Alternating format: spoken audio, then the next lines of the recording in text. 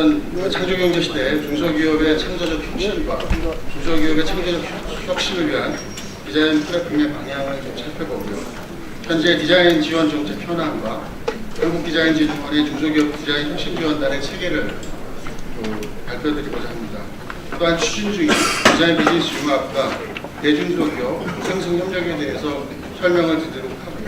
마지막으로 향후 중소기업 디자인 혁신을 위한 방향에 대해서 말씀을 드리도록 하겠습니다.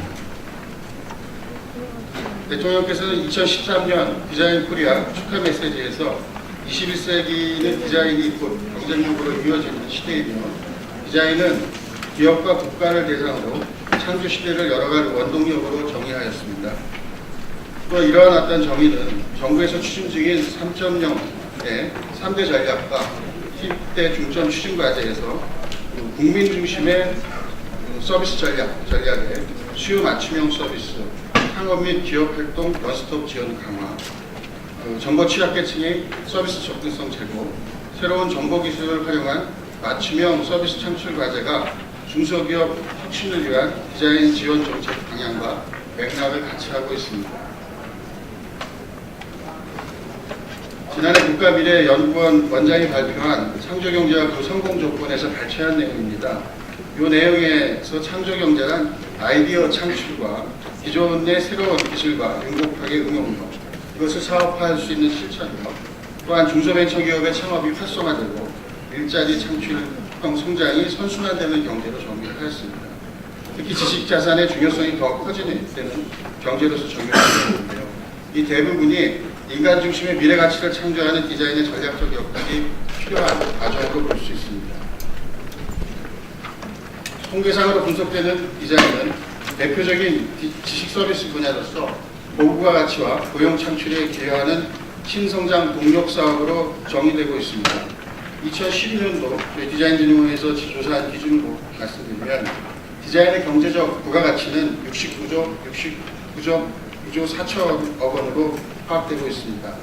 이 금융업의 경제적 부가가치보다 약간 적은 부분이고 또 디자인 투자 대비 기업의 매출 증대 효과는 14.4배로서 일반 R&D의 5배보다 약간 3배가 큽니다.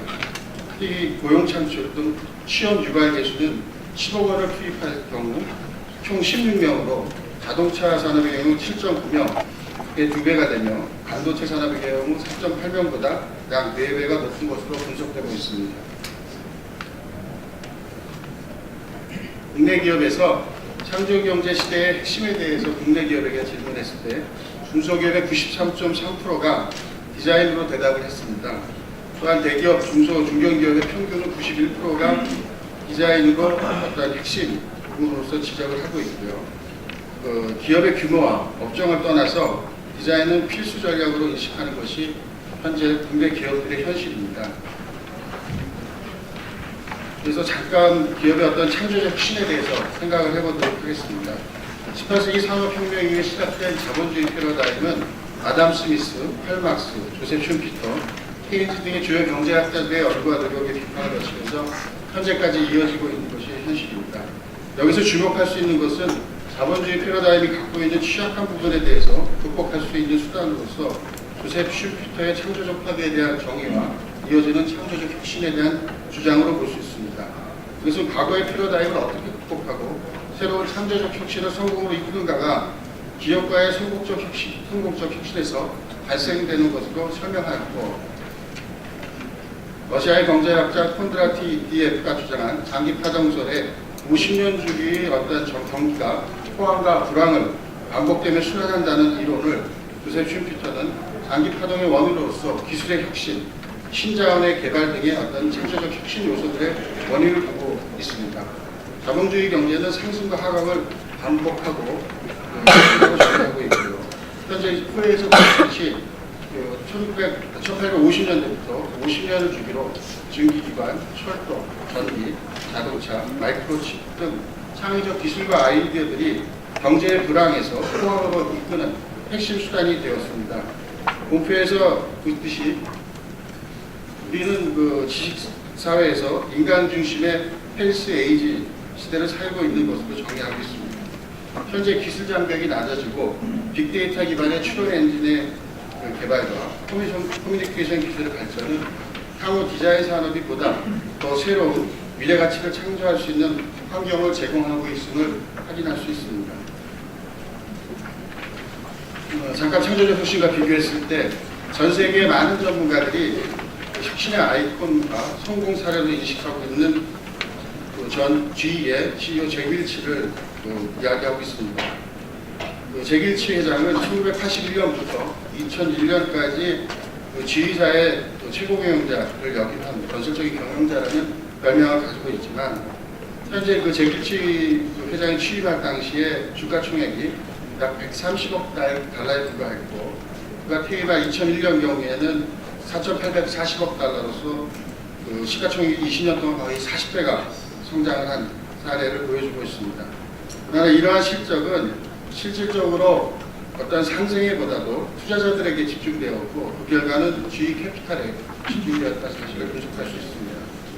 잭 윌치 회장이 퇴임한 후에 10년간 GE의 주가는 계속 내리막길을 겪는 것이 현실이며, 현재 잭 윌치 회장이 주장했던 넘버2, 넘버1, 넘버2의 우수한 사업 구조도 서비스 기술, 핵심 사업 외에는 다 매각하고 폐쇄하며 실질적으로 직제 간의 간소화를 하는 경영법에 대해서 창조적 가치에 대해서 한번 생각해 봐야 될 부분으로 볼 수 있습니다.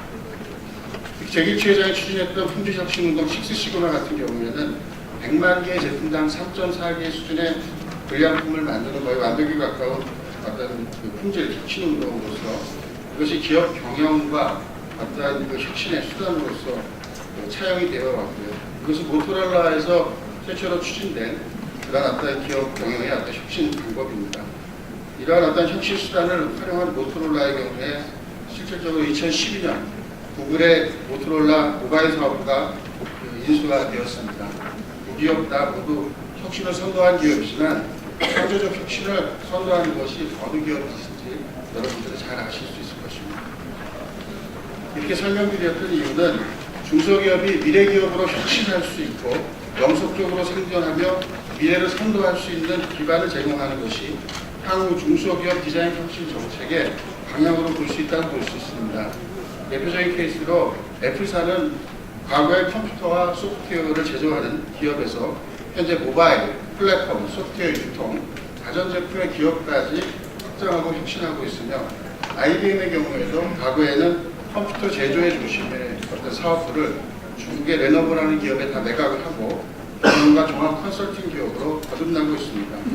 또한 영국 왕립예술대학교 디자인학과 출신은 디자이너 제임스 다이슨이 창업한 다이슨 청소기는 과거의 필터 방식의 청소기 시장을 사이클론 방식으로 해서 새로운 시장을 만들고 있는 것이 사실입니다. 이러한 어떤 사례를 봤을 때 디자인을 통한 창조적인 혁신은 과거의 자원과 새로운 가치를 융합해서 새로운 패러다임의 가치를 창출하는 과정으로 설명드릴 수 있습니다. 특히 융합이라는 개념을 구체화하고 실천해 나가는 역할을 디자인에 포함하게 됩니다. 이러한 노력은 산업계와 사회적 가치 창출 측면에서 함께 추진되어야 합니다. 기업 혁신의 목적과 패러다임이 과거에는 그의 축적과 그의 집중, 영속적 생존 수단으로서 볼 수 있었다면, 창조경제 시대의 기업 혁신은 동방성장과 인간의 본원적 가치 창출을 가정해서 함께 생존할 수 있는 영속성을 추구하고 향후 미래 가치를 창출하면서 상생할 수 있는 창조 생태계가 조성되는 것으로 생각하고 있습니다. 대표적인 사례로 애플사를 설명드릴 수 있습니다. 전 애플사의 CEO 스티브 잡스는 애플의 부사장인 디자이너 조단 아이브는 1000만 원을 준다 해도 절대로 바꾸지 않겠다라고 이야기한 바 있습니다. 그 사례로서 애플의 대표적인 제품인 아이폰은 애플에서 디자인을 하였고, 주요 제조 핵심 기술과 제조는 한국, 영국, 독일 등 4개국과 16개 기업에서 같이 참여했습니다. 이것이 어떤 창조적 가치 창출의 가치 사슬을 형성하고 있는 것으로 보실 수 있고요. 이러한 창의적 아이디어의 컨셉과 디자인이 세계 기업들과 새로운 가치 사슬로 연계되어 아이폰이 만들어진 것으로 보실 수 있습니다. 이러한 결과는 새롭게 지식 서비스 기반과 융합해서 iTunes 플랫폼 기반으로 가치 창출 생태계가 조성되었으며, 이러한 어떤 기반을 통해서 다양한 소프트웨어 산업이 융합되고 있는 것을 여러분들은 경험하고 있습니다. 이와 함께 소프트웨어 및 콘텐츠, 관련 제품들의 다양한 가치가 함께 창출되고 교환되는 생태계를 애플을 조성하는 것으로서 사례를 볼 수 있습니다.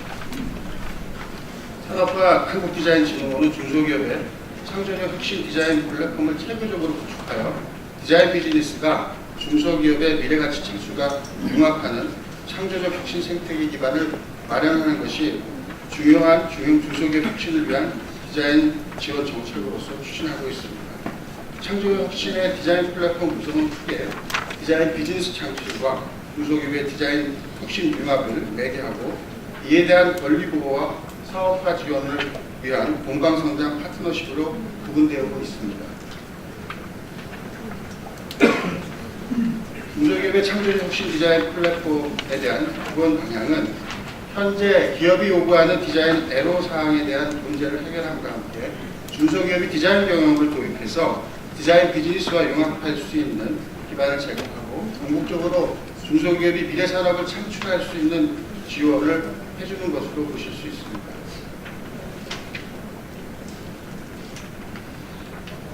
간단하게 현재 디자인 지원 정책과 현황에 대해서 말씀드리도록 하겠습니다. 현재 중소기업 지원 정책 현황을 간단히 살펴보면은 현재 저희 중소기업 디자인 혁신 지원에서 추진하고 있는 사업을 총 6개 프레임으로 구분해서 20개 내외의 사업을 추진하고 있습니다. 현재 보이시는 것은 5개의 영역인데요. 공강성장 부분에 이제 디자인 공정거래가 별도의 사업 도메인으로 구분되고 있습니다. 전체 예산은 한 200억 규모인데요. 앞에 말씀 주셨는데 이제 우리나라 중소기업이 한 35만 개에 해당합니다. 그런데 13년 기준으로 저희가 한 1,400개 정도 지원을 한 바가 있고요. 거기에 비교했을 때 0.4% 정도 지원한 것으로 이 외에 저희가 조사한 바에 의하면 지역 특성 및 분야별 특성에 따라 지자체가 별도로 지원하고 있는 것이 총 11개 사업이 디자인 쪽으로 진행되고 있는 것이 현재 현황으로 말씀드리겠습니다. 다음으로 중소기업 디자인 혁신 지원의 추진 체계를 말씀드리도록 하겠습니다. 크게 앞에 말씀드렸듯이 디자인 비즈니스 지원하고 이것이 기업 디자인 혁신과 융합될 수 있는 전체적인 구조로서 디자인 비즈니스의 창조적 혁신 생태계 구성을 추진하고 있습니다. 디자인 비즈니스 지원 측면에서는 디자이너나 디자인 전문 기업이 스타트업 할 수 있는 기반과 디자인 비즈니스와 아이디어가 사업화될 수 있는 융합, 그 다음에 이에 대한 투자와 유통, 그 다음에 디자인 권리를 보호해주는 4가지 영역으로 전체적으로 진행이 되고 있습니다. 이것이 기업 디자인 혁신과 연계돼서 혁신 디자인 진단 및 개발, 디자인 역량의 강화, 그 다음에 중소기업의 미래 비즈니스 모델을 디자인하고 실질적으로 창조적 가치 산술과 연계될 수 있는 추진 체계에서 진행을 하고 있습니다. 좀 더 자세히 말씀드리면 현재 디자인 비즈니스 융합을 통한 중소기업 혁신 역량 창출이 하나의 비전으로서 총 3개 분야, 6개 사업 영역으로 구분하여 진행을 하고 있고요. 6개 사업 영역은 디자인 비즈니스 창출에서는 스타트업 지원과 디자인 비즈니스 혁신, 또 하나는 중소중견기업 디자인 혁신으로서는 기업 디자인 혁신과 지역 디자인 융합 기반 지원, 상생 파트너십으로서 건강성장, 또한 디자인 공정거래 기반으로서 말씀드릴 수 있습니다. 이러한 6개 프라임의 중소기업 디자인 혁신 생태계 구축을 위하여 전략적으로 추진하고 있는 것이 올해 단일 창구의 원스톱 토탈 프로세스를 구축하여 상반기 중에 서비스할 계획이 있습니다.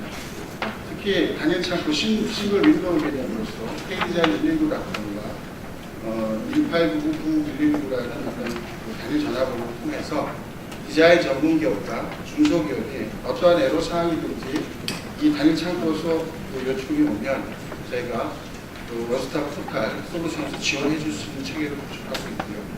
이러한 지원이 단위 사업별 지원이 아니라 해당 기업이 지속적으로 혁신할 수 있는 혁신 인력 관리 차트를 개발해서 기업에 대한 지속적인 모니터링과 지원을 할 수 있는 체계를 구축하고 있습니다.